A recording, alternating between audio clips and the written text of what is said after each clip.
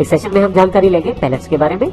Pallets AutoCAD का बहुत ही important और बढ़िया इंटरफेस सिस्टम है, जिसके साथ काफी सारी कमांड्स आपको एक पैनल पे ही मिल जाती है, जहां से उन सभी कमांड्स को आप चला सकते हैं और ये सभी कमांड्स ग्रुप्स होकर पहले से ही उसमें एम्बेड रहती है अकॉर्डिंग टू पैनल।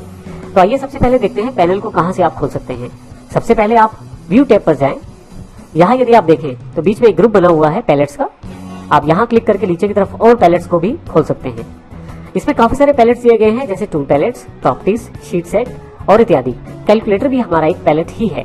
इसी तरह से हमारे पास नीचे की तरफ ये कमांड विंडो है, ये भी एक पैलेट ही है। तो आइए सबसे पहले देखते हैं पैलेट को आप किस प्रकार से खोल सकते हैं। सबसे सिंपल तरीका है पैलेट को खोलने के लिए आप पैलेट्स पे जाकर उसे क्लिक कर दें। देखिए टूल पैलेट्स खोलते ही मेरे पास टूल्स वाला पैलेट्स यहाँ अवेलेबल हो जाएगा। टूल पैलेट में यदि आप देखें यहाँ पे बिल्कुल राइट हैंड साइड पे बार दी गई है। इस बार से मैं इसको लेफ्ट राइट कहीं भी मूव कर सकता हूँ। इसके अतिरिक्त यदि आप यहाँ देखें तो इसमें काफी सारे इंडेक्स दिया गया है, जैसे modelling, constraints, annotation, architectural, mechanical और इस तरह की काफी सारी चीजें यहाँ पे दी गई है। इनमें से किसी भी ऑब्जेक्ट को या किसी भी सैंपल को मैं अपनी ड्राइंग में इंसर्ट कर सकता हूँ। इस तरह से इलेक्ट्रिकल है, सिविल है, स्ट्रक्चर है और काफी सारे यहाँ पे एलिमेंट्स हैं।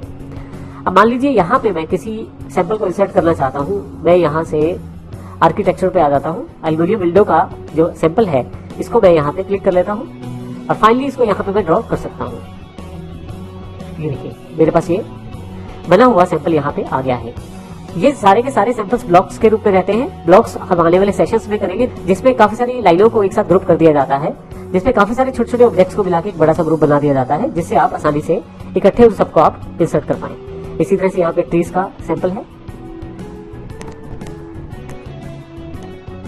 यहाँ कहीं पे भी मैं ट्री को क्लिक करके इंसर्ट कर सकता हूँ।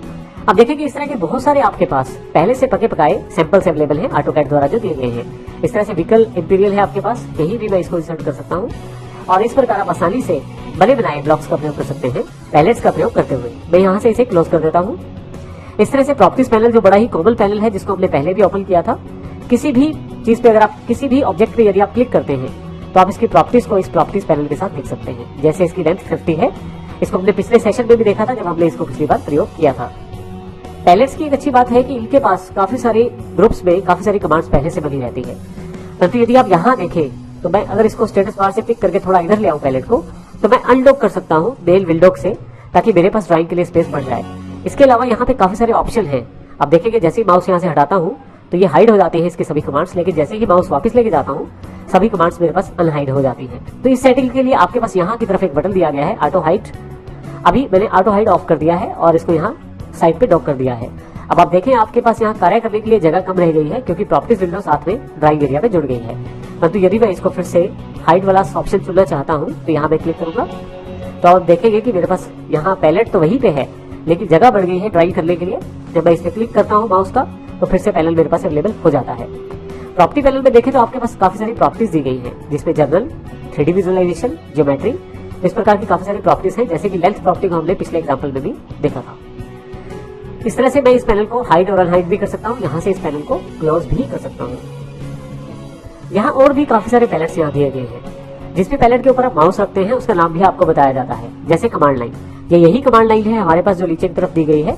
जब आप इसको डिसेबल करना चाहते हैं या हटाना चाहते हैं स्क्रीन से तो क्लिक करें।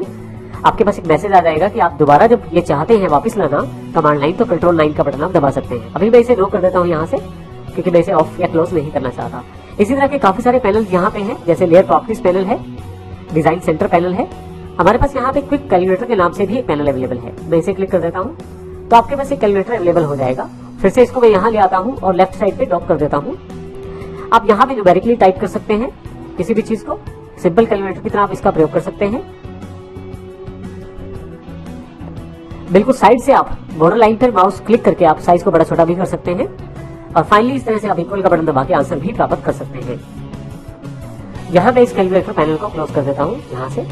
तो इस तरह से आप इन सभी पैलेट्स को प्रयोग कर सकते हैं। पैलेट्स को खोलने के लिए आपके पास शॉर्टकट कमांड्स भी रहती है, जैसे कि अगर मैं कंट्रोल के साथ 1 की दबाऊं तो आपके पास प्रॉपर्टीज पैनल खुल जाएगा। कंट्रोल के साथ सेकंड अर्थात 2 की दबाऊं तो मेरे पास डिजाइन सेंटर खुल जाएगा। 3 दबाने पे इंपीरियल सैंपल्स के रूप में फिर से टूल पैलेट खुल जाएगा। 4 दबाने पे फिर से मेरे पास शीट सेट मैनेजर खुल जाएगा। तो इस प्रकार आपके पास काफी सारे शॉर्टकट अवेलेबल है। कंट्रोल के साथ आप न्यूमेरिक कीज को प्रयोग करें और आप इन पैनल्स को आसानी से खोल सकते हैं। तो इस प्रकार हम AutoCAD में पैनल्स को खोलकर उनके इंटरफेस का फायदा उठा सकते हैं, उनका प्रयोग कर सकते हैं, उनमें बने बनाए ब्लॉक्स को अपनी ड्राइंग्स में भी शामिल कर सकते हैं।